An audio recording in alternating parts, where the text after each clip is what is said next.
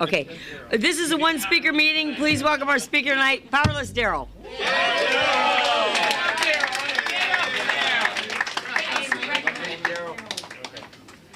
I'm Darryl. I'm an alcoholic and I'm an addict.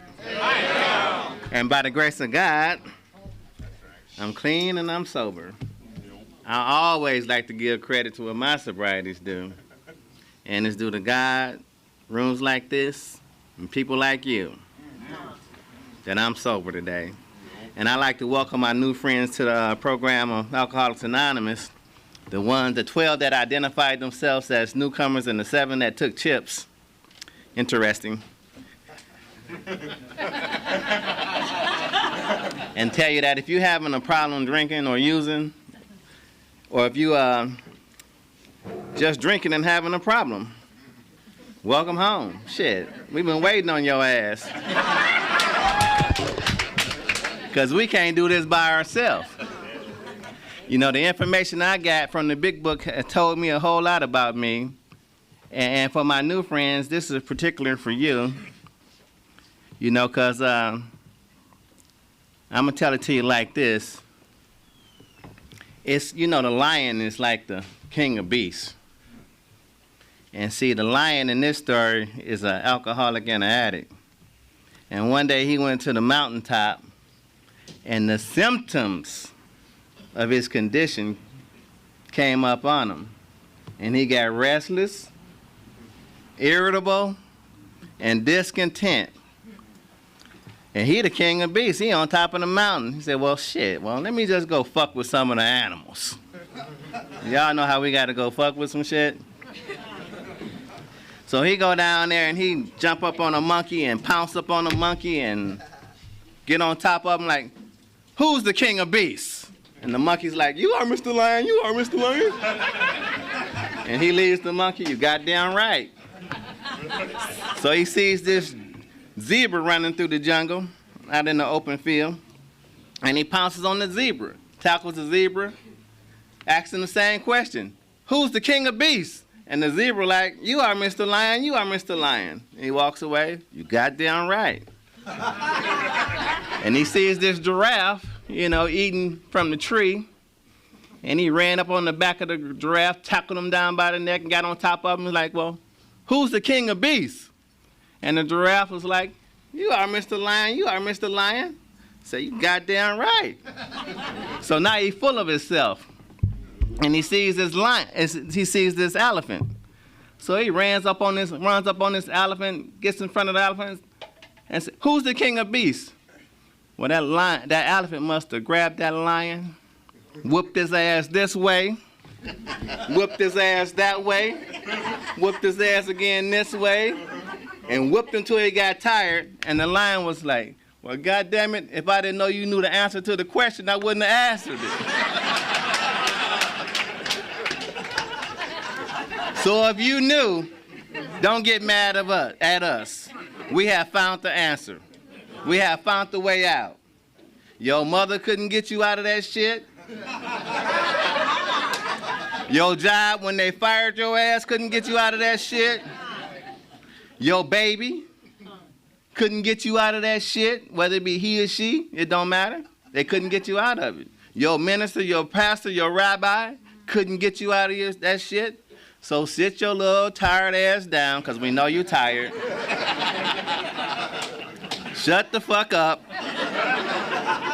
so your head can stop talking to you. And listen. What we do from this podium, or actually from the lectern, I've been listening to other people call it podium for years. And you know, that's what they say about the big book of Alcoholics Anonymous. You got to read it for yourself.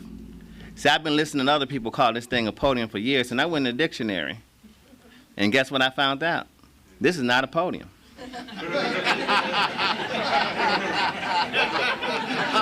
This is a lectern. What happens is it's a little step that's back here called the podium. Don't let us give you your program. Get it out the big book. Even me, because I'll fuck you up in a minute. What we're supposed to do is share in a general way what it used to be like, what happened, and what it's like now. And I'm going to tell y'all, I ain't never did nothing in the general way. And it ain't gonna happen tonight. And I'm gonna use my friend's disclaimer. So whatever come out of my mouth in the next 20, 30 minutes, just know that the program of Alcoholics Anonymous works.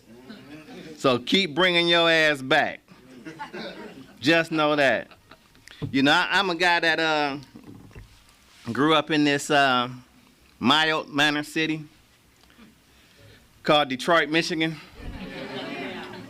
And I got a large family. I got 9 brothers and 3 sisters. And I'm like I got 3 younger brothers and everybody else is older than me.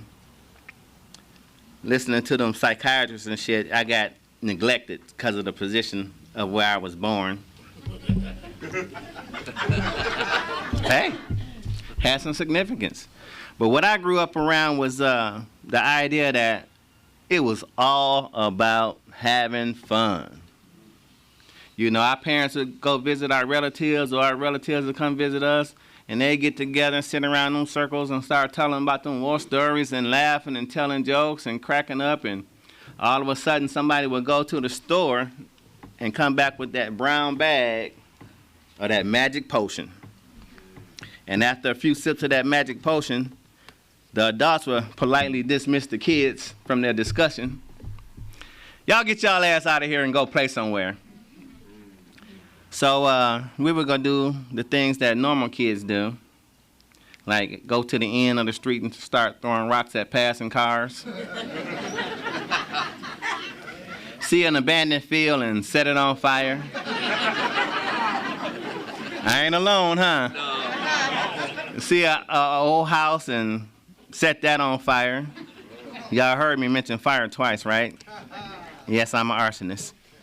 And you know, break out windows, or we would go across the boundaries of the neighborhood and pick fights with the other kids and steal their bicycles and beat them up, and that shit wasn't normal. So that's before drinking. See, the book talks about this disease centers in my thinking. And I can identify, because prior to drinking, I would have some behavior issues. And then I started watching television, and one of my friends that I like to emulate was Tarzan, because Tarzan would swing from tree to tree. So we built us a tree house, but we end up in Wayne County General with broken arms and broken legs. And then my other television program was Daniel Boone. And he had this Indian friend named Chinach Cook. And every time it would come on, the preview, Daniel Boone sliced his hand, Chinach Cook sliced his hand, and they'd mesh them together and call each other blood brothers. But when we got to slicing our hands, not knowing the difference between a vein and an artery, we back at Wayne County General Hospital. And then here come the safest superhero that I tried to emulate, because all you had to do was tie a sheet around your neck and run and act like Superman. And then the news came that Superman killed himself. Suicide. That shit hit the fan with me. I don't know about nobody else. So I had to leave TV alone for a while.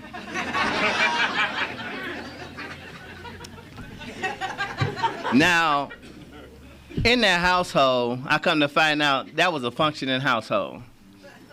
You know, we were the household that, you know, dinner would be served on time. And trust me, with 9 brothers and 3 sisters, your ass is on time. Because if you late and you miss a plate, you just go without. So you know how to be on time. I would come home from school and change from my school clothes into my play clothes. My father was a deacon in the church, and he used to round us up. We go to church. I go to church 3 times a week. I sing in the choir with my one little tone. And I still got one tone, so don't ask me to sing today. I participate with the ushers, because, you know, I like giving directions. Sit here, sit here. That was fun. Usher shit was fun. and then Bible school. This is a functioning household. After I looked around and did some other stuff called inventory and some work around here, I found out that I was dysfunctional in a functioning household. And as I continue, I don't know about nobody else, but if you know anything about the Detroit Lions, they play every Thanksgiving. They still play every Thanksgiving. And I was about 9 years old, and we were going to watch the Detroit Lions on Thanksgiving Day, and my mother thought it was okay to have some of that holiday cheer. And she sat us around the kitchen table, the kids that were still left, because most of them were grown and gone, but it was still 6 of us in the house. And I remember she pulled out that bottle out of that brown bag, and I read the label. And it said, Mogan David Wine, Concord Grape. Now, mind you, when I read the label, I was loaded. I was told I was loaded. Didn't know I was loaded, but I was loaded. Because what was happening back then, they used to have a jingle that come over the radio and advertise it. You know, I want some Mogan David wine. In that nice grape flavor. And me and my brothers, we ain't never had no Mogan David wine. We would run around, we would hear that jingle. Just like watch your kids when you go home and see how they react to commercials. They might be on the way to Alcoholics Anonymous. No, I'm just kidding. But we would dance, you know. We would dance when we hear that jingle come on, you know, doing the mashed potatoes, shaking the tail feather. I ain't never had no Mogan David wine. But when I saw that label, I was instantly loaded. And today I know, before I take anything physically, you might recognize it too. I'm already loaded. My hands get to sweating. My stomach get to churning. Don't let me be at work. I gotta go. Emergency.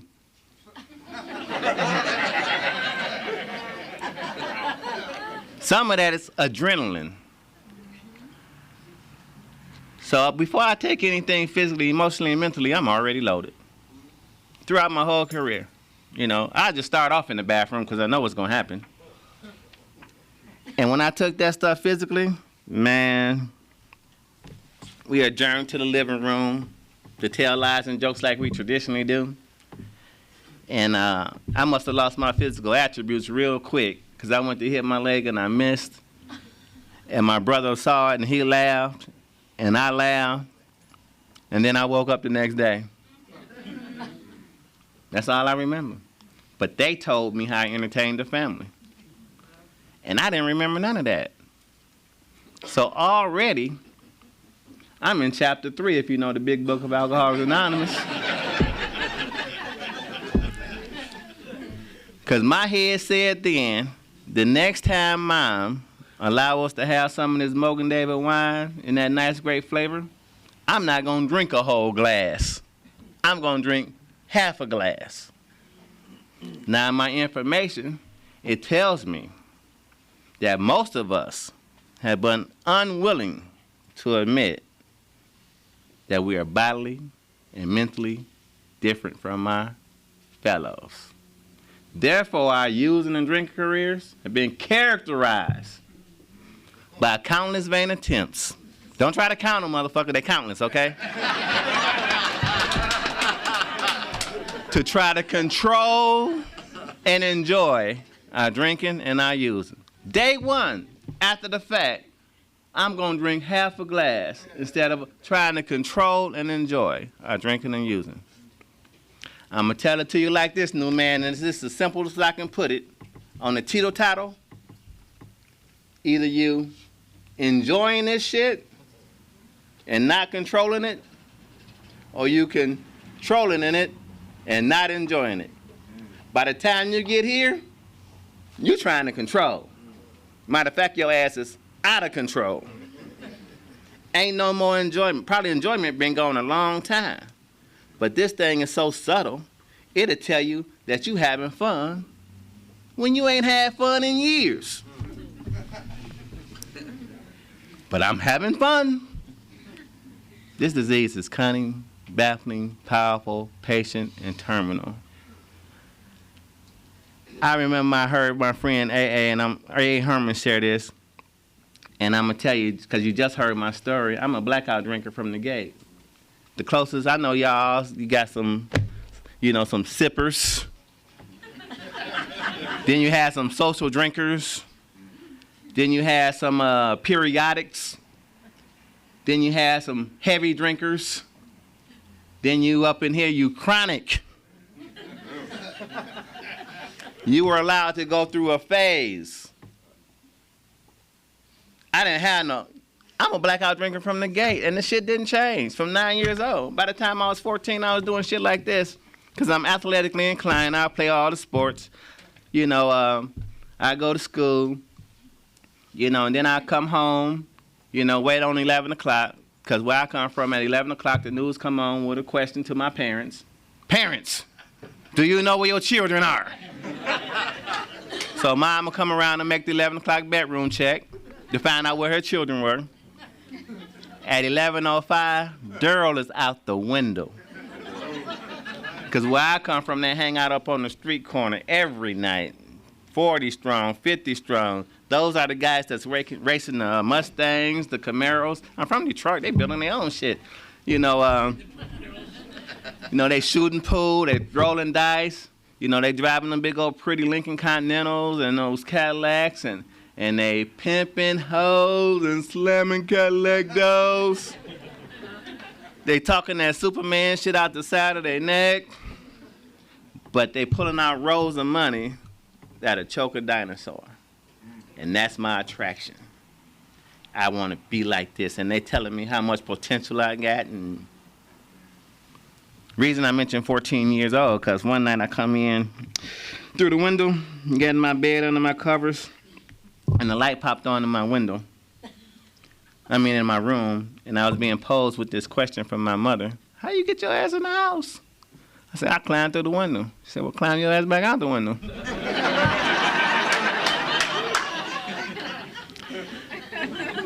After being around here, I found out that I got the same kind of head that an addict and alcoholic has, too. It's the kind of head that talk to you. Brrr, brrr. You got to pull the right thought out of there, too. Brrr, brrr. And my mother had been sweet Polly purebred all her life.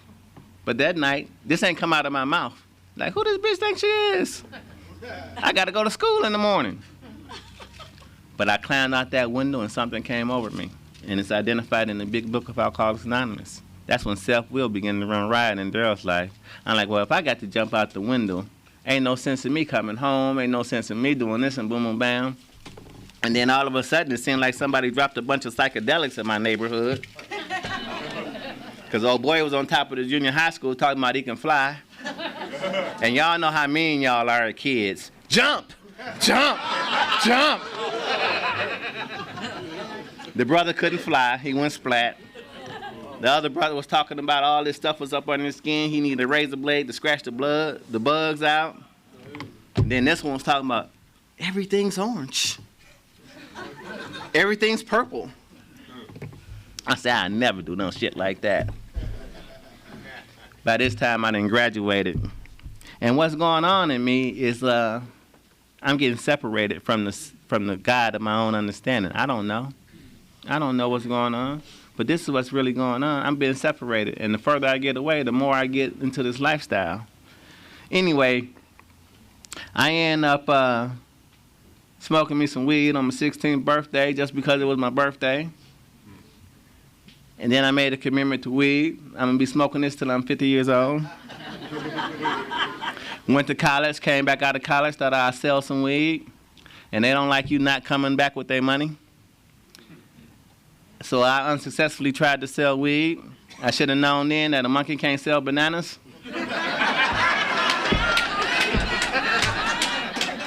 So I got the fast track to L.A. and got away from them. 6 months of struggling out here, I got a job. The first job I ever had really that it was a real job and they took almost $280 out of my check. And I got pissed off, and I shared that with my coworker. I couldn't believe how much money they took out of my check. And he talked about this brother named Uncle Sam. And I didn't know who Uncle Sam was. So fuck Uncle Sam. So 6 months after I went through what I went through in Detroit, I got this job, and the first paycheck I got, and the money that they took out, I came up with my first addict and alcohol deduction, because we got to compensate for this money being taken out of my check. So we're going to sell us some weed. The book talks about the great obsession of every abnormal drinker or user. It's just the one day think. It could have stopped there. Think that he's going to be able to control and enjoy his drinking. Well, Darryl's obsession is the one day think that he can successfully sell drugs in any shape, form, or fashion. And guess what? It took off. You know, I was hanging out, doing things, and the job laid me off, and I'm like, thank you. Now I can do this like the real dope men do it 24/7.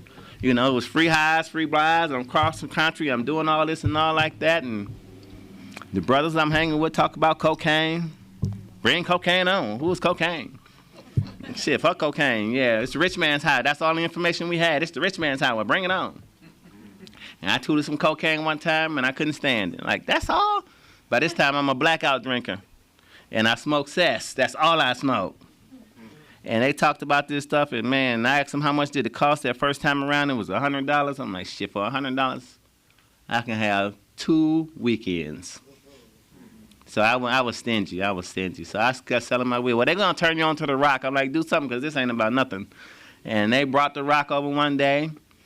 And I go in my apartment, my roommate sitting there with his face all in his hand, looking sad, miserable. You just got to ask him, man, what's wrong with you? He said, oh, man, President Reagan just got shot. I'm like, man, fuck Reagan. We got the rock. You know. March 31st, 1981. Windows are open. 6 of us at the table.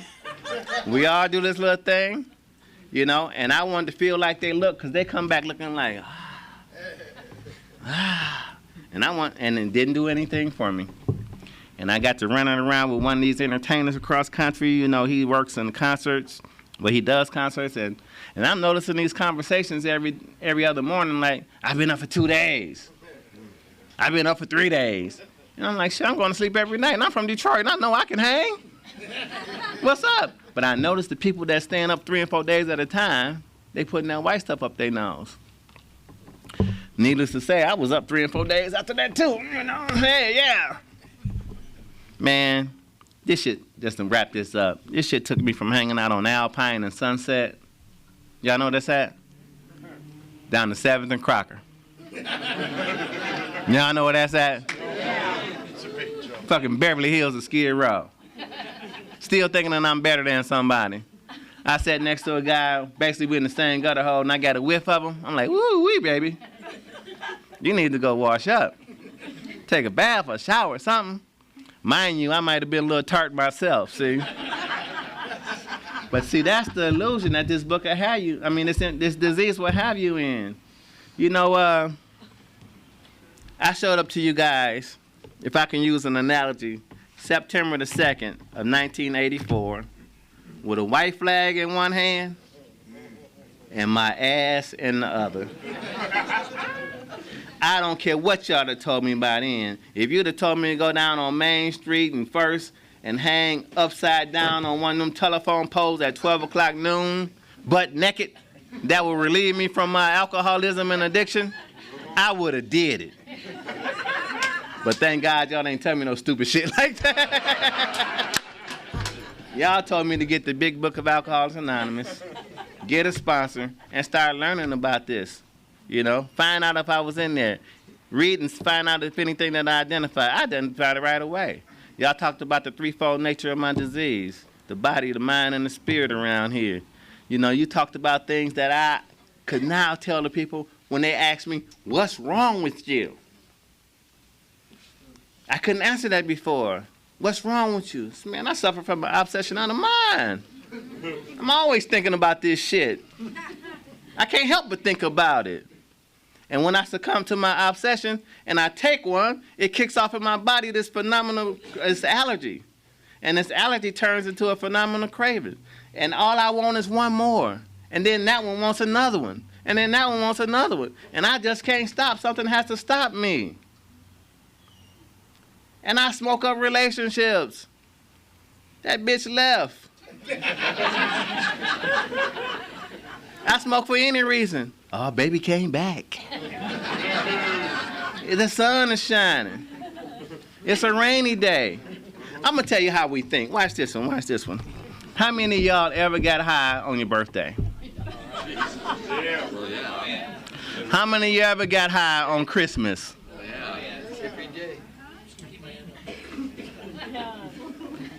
How many of you ever got toe up on New Year's? See how we think? Oh, y'all just told a bunch of lies. Y'all got high on drugs and alcohol. The day just happened to be Christmas.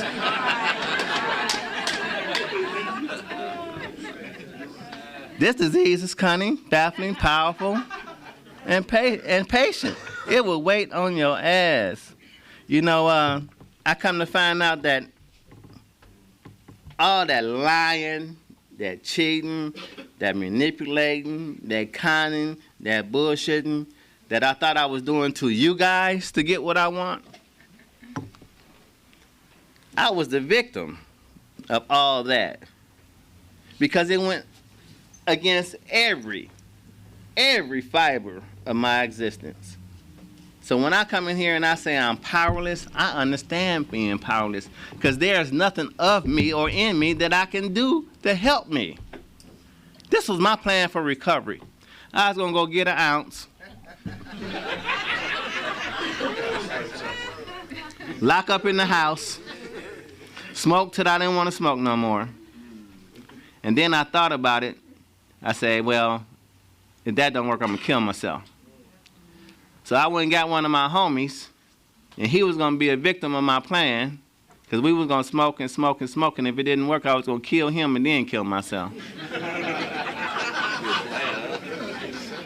I'm glad I got to y'all. That's why I give credit to y'all because y'all already had the answer. The lion was out there in the jungle looking to fix his symptoms. I came in here, and you guys fixed my symptoms. You gave me a guide to my understanding that I still don't understand. You gave me people that suffer from the same thing that I suffer from so I can identify with. You gave me experiences that I had never had before. All the experience that I had before, I had to succumb to the thought. Now you taught me how to walk through things, you know, even the good things. You know, getting paid on a payday, you had to celebrate. I no longer had to celebrate. You know, I went to school when I got back up in here. Thank God for some people around here. And I got a computer science thing going on. Next thing you know, I got with this job, I was flying all across the country. I ain't think of it like that. You know, I got some people around here, and they taught me how to be of service. You know, I've been a GSR, treasurer, you name it, everything around here. You know, Brother Neil taught me how to work central office. We was on the phone lines. You know, do something. Don't come around here and just sit on your ass for 2 hours. You'll get some hemorrhoids, but, you know, do something. You know, this thing has been so freely given to us. Now it's our job to go give it to somebody else. Have some fun up in here. Have some fun, you know. Life, I found out that premise of what I grew up with, life ain't really all about having fun. Sometimes life is serious. See, I couldn't even go to funerals before I got here because it wasn't no fun. You know, today it's like I'm a committed member to society. I do the positive things in life. You know, no longer am I knocking on your door or ringing your phone. That shit don't work anyway. I got old school game. I got to stay sober, you know. And I found out that I'm a 50%er because since September 2nd, I haven't had to go nowhere. I came in here tired, man. You know, they say it's, you know, it's only really 3 requirements to get sober when you're in my condition, that you be sick, broke, and tired. But I'm going to tell you, if you're any one of them, you got a chance. You know, and I want to tell my new friends that don't be scared of us. Shit, By the time you get up in here and you listen for a while, you'll find out that you ain't pioneered no new trail. You ain't blazing no new path. If the shit ain't been done to Alcoholics Anonymous, the shit just ain't been done. We don't care about your sexual preferences. Motherfucker, if you like fruits, that's cool. If you like vegetables, that's cool too. You know, you like hairy chickens and ball chickens. We don't give a fuck. All we want you to do is stay sober so you can help the next man. You know, don't break the link in the chain. Come and be a part of it. We love you. You know, because we understand when your head be talking to you. We understand when it goes right down to your gut. We understand when you can't have no friends. You know, when you are prey to misery and depression. You know, when you're feeling useless. You know, we understand that you have an over-concern of self.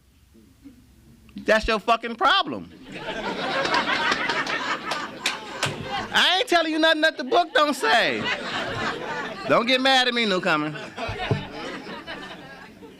Selfishness, self-centeredness. I thought it was all about me. Give me a hit, I'll go run the White House. Good for you. This shit is crazy, man. I love it. I love it. I have finally found what is wrong with me. And see, I had to go and find out too that that outside stuff that thought would fix me, don't fix me. This is an inside job, see? It's about the things that go on internally with Darryl. And the vision for you is saying, how can you transmit something that you haven't got? Well, where do I get it? Where do I get it? Well, you get it by going to meetings. You get it by working one-on-one with a sponsor. You get it by being of service. You get it by giving up on you. You get it by tapping into that power. You know, and when I came around, they used to let the doorknob or the fire hydrant be your power. Don't let that shit be your power, higher power no more. You know, find something that when you jump off the ground and you don't hover there, that power that bring you back down, or the one that brings the sun up on the East Coast and sets it on the West Coast, or the one that brings an oak tree to Michigan and a palm tree to California, or the one that places those stars in the sky at night that you ain't got nothing to do about. You know, put the moon up there, you know, get up and rotate the earth on its axis, you know, keep you so far from the sun that your ass don't disintegrate, but you still get heat.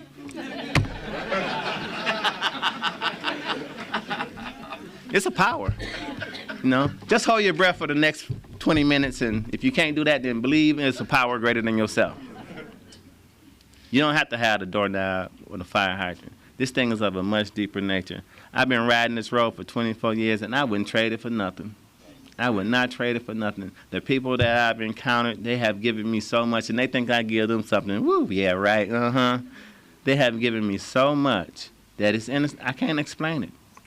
You know, I'm going to wrap this up because I just went to a career day with some kids over here in Carson, and it was 30 of us, and I went in as a financial advisor, and we talked to these kids because somebody came out and asked me what I wanted to be when I grew up, and I don't know what the hell I said.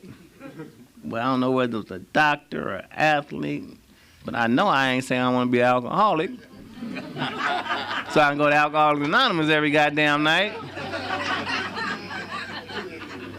You know, way back in the days, they didn't have an answer for us. They used to cut our heads off, put us in caves, then throw our ass in the insane asylums. Can you imagine being under influence and acting the way you act? And somebody check you out, say, yeah, you crazy. And then the next day you sober up into, and you ain't crazy, but you with a bunch of crazy other motherfuckers? Well, that's what Alcoholics Anonymous is.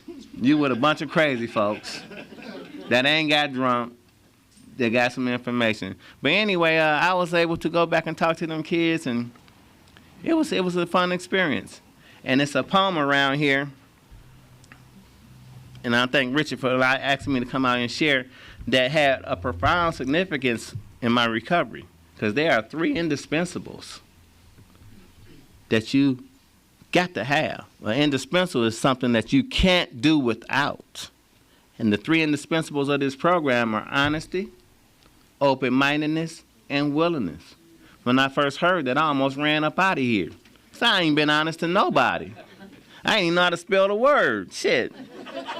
But the brother must have seen me and grabbed me and said, well, Darryl, you can do it like this. You can become willing to be open-minded to get honest. I'm like, okay, I'll do it that way, because I ain't honest. I know I ain't honest. Shit. Give me your shirt, I'll sell it back to you. I ain't honest. And this brother came to the podium, and he said he was a boozer. He wasn't no user. And I'm straight cocaine addict. I don't even know about alcoholism. I don't even know what the condition is, but I ain't that. Because it wasn't fly. Being an addict was fly. The new wave. Yeah, okay. And after this brother got to sharing, you know, I found out that he was having trouble with his personal relationships too. You know, that he was a prey to misery and depression. But he had found the answer. And the answer was the God of his own understanding. And I'm going to share it to you like this in closing. And it's a poem. Don't ask me, it's in the literature. Go find the shit. And it goes like this. As children bring their broken toys with tears for us to mend, I brought my broken dreams to God because he was my friend. But instead of leaving him there in peace to work alone, I hung around, tried to help with ways that were my own. At last I snatched him back and cried, how can you be so slow? He said, my child, what could I do? You never did let go. See, around the rooms of Alcoholics Anonymous, your ass got to let go. Them old playgrounds, let go. Them old ideas, let go. Them old playmates, and let God. Thank you for letting me share.